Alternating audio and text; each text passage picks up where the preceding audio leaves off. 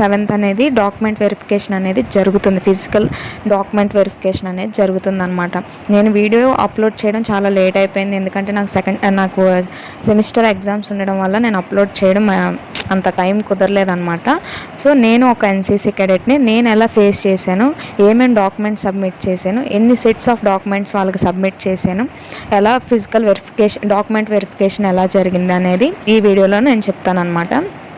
ముందుగా మన ఛానల్ని లైక్ చేయండి, షేర్ చేయండి, సబ్స్క్రైబ్ చేసుకోవడం మాత్రం మర్చిపోవద్దన్నమాట. ఇంకా వీడియోలోకి వెళ్ళిపోదాం.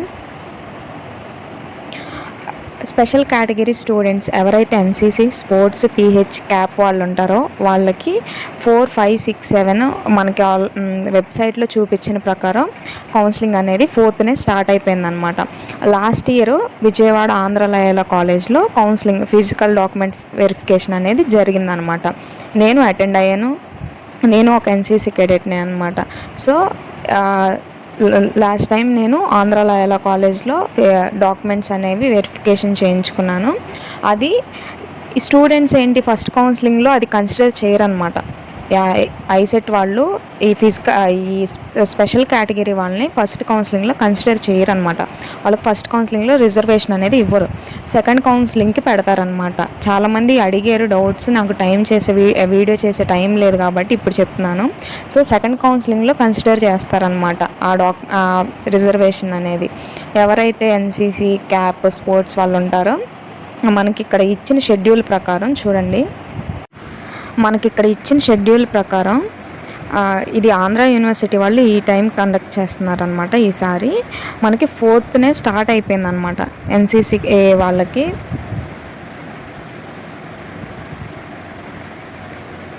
ఇది విశాఖపట్నం ఎక్కడంటే venue AU assembly hall, Andhra university, Visakhapatnam అనమాట. లాస్ట్ టైం విజయవాడ ఆంధ్రలయల కాలేజ్లో జరిగింది.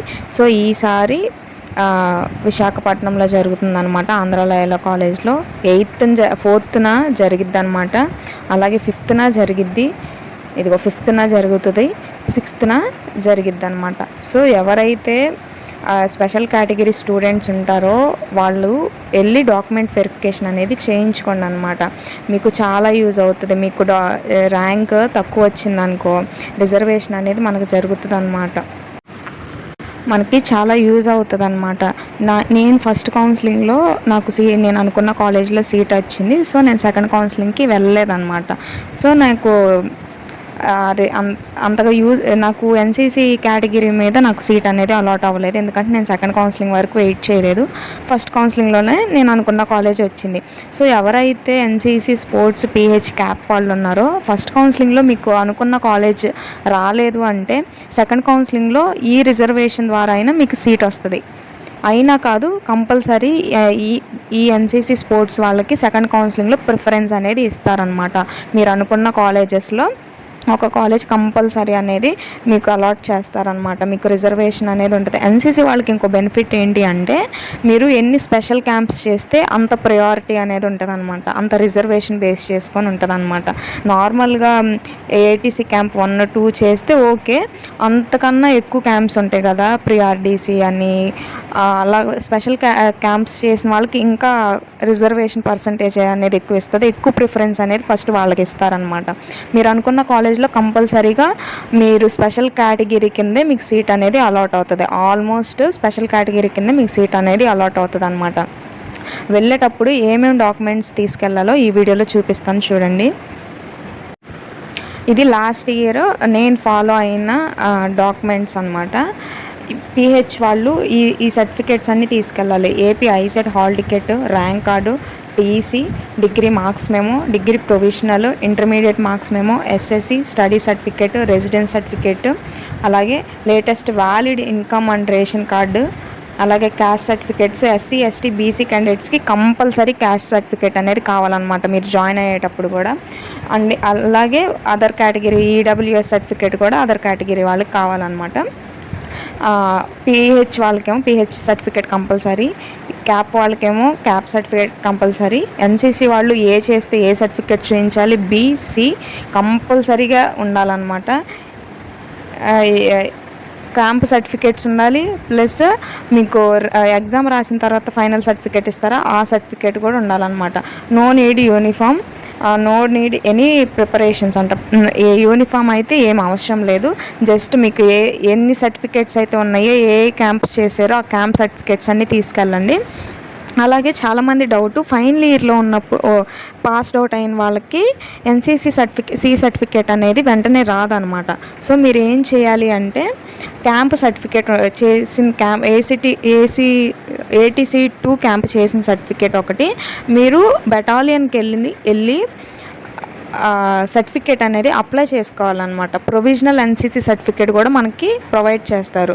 సో అప్పుడు అది కూడా అప్లై చేసుకుని ఉండి ఆ సర్టిఫికేట్ చూపించిన మిమ్మల్ని క్యాండిడేట్ కింద కన్సిడర్ చేస్తారనమాట. లేకపోతే your camp certificates if available, camp certificates available ఉన్నా కానీ అవి కూడా అలో చేస్తారనమాట. మెయిన్ చెప్పేది ఏంటి అంటే మీరు 3 సెట్స్ ఆఫ్ డాక్యుమెంట్స్ అనేవి తీసుకెళ్ళండి. ఇది చూపించాను కదా, ఈ 13 అందరికి ఉండవాలి. క్యాస్ట్ సర్టిఫికేట్స్ వరకు ఉంటాయి.